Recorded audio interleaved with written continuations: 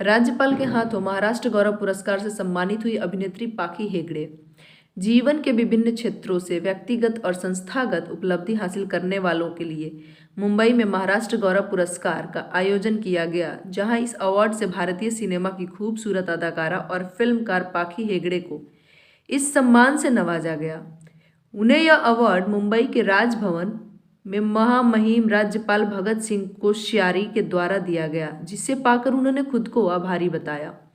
पाखी को उनके सिनेमा क्षेत्र और सामाजिक कार्यों के लिए महाराष्ट्र गौरव पुरस्कार प्रदान किया गया। इस मौके पर अमृता फडणवीस और मिड डे के बिजनेस हेड राहुल शुक्ला मौजूद रहे।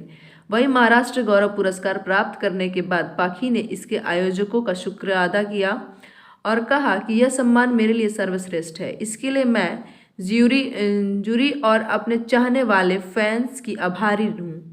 साथ ही महामहिम राज्यपाल जी से अवार्ड मिलना एक बड़ी उपलब्धि है। जीवन के इस अनमोल पल की खुशी शेयर करने के लिए मेरे पास शब्द नहीं है।